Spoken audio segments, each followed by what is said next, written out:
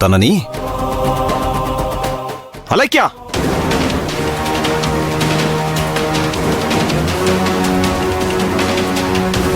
ఏంటి బావా, నువ్వు నన్ను పిలిచావా?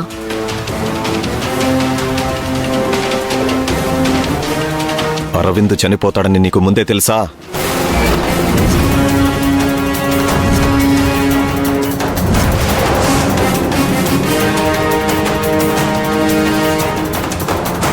అరవింద్ క్యాన్సర్తో చనిపోతే అది సూసైడ్గా మార్చి భూమిని అరెస్ట్ చేయించడానికి కారణం నువ్వేనా?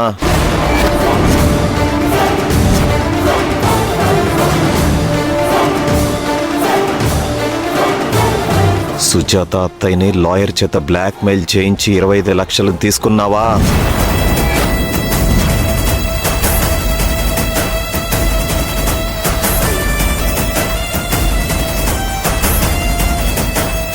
చెప్పు. నువ్వు ఆగ్రా. ఏం మనిషివే నువ్వు? కొంపలో చిచ్చులు పెట్టాలని చూసావు, అయినా క్షమించావు. భూమికి ఇంజెక్షన్ చేసి పిచ్చిదాన్ని చేశావు, అయినా క్షమించావు. లేని బిడ్డ ఉన్నట్టు మమ్మల్ని అందరినీ నమ్మించావు, అయినా క్షమించాం. చివరికి శౌర్య జీవితం నాశనం చేయాలనుకున్నావా?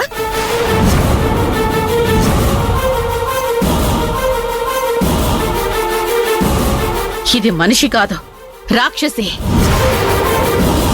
ఇది మారుతుంది మారుతుంది అని మనం ఇంట్లో పెట్టుకున్నాం కదా, అది మనం చేసిన తప్పు.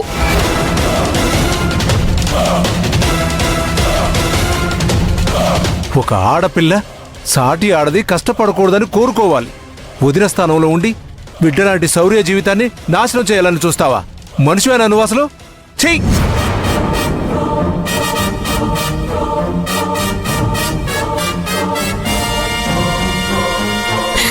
బావా, నిజంగా నాకే పాపం తెలీదు.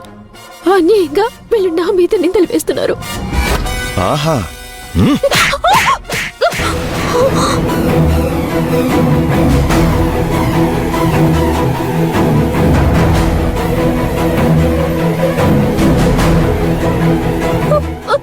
బావా, ఏంటి అన్యాయంగా నిందలేస్తున్నారా? ఇంకెన్ని అబద్ధాలు చెప్తావే? ఇంకెన్ని అబద్ధాలు చెప్తావు?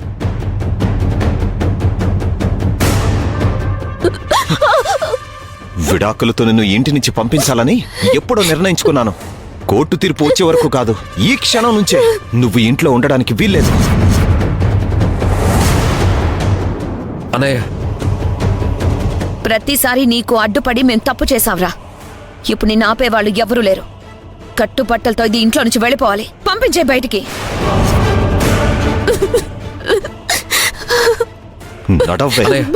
ఇలా అందరూ సంతోషంగా ఉన్న సమయంలో నువ్వాగరా.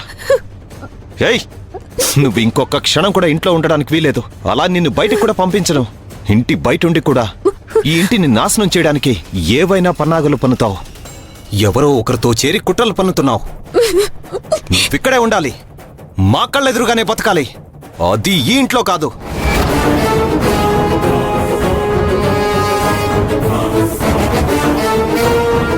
ఎక్కడైతే నా చెల్లెలు పసుపు పటలతో వచ్చి కూడా ఇంట్లోకి రాలేక ఏ మొండిగూడల మధ్య ఉండిపోయిందో ఒక్కడే నువ్వు ఉండాలి.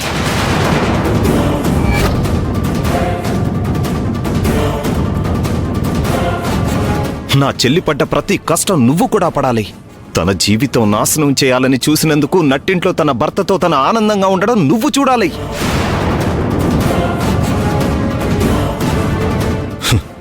ఇదే నేను నీకు విధిస్తున్న శిక్ష. పద. బావా, బావా, బావా, నా మాట విను బావా.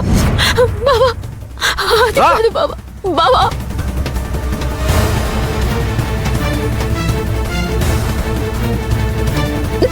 బావా, ప్లీజ్ బావా. ఏయ్, ఇక్కడి నుంచి కదిలావంటే కాళ్ళు చేతులు విరగ్గొట్టేస్తాను. ఏమనుకున్నావు? ఏయ్, బావా.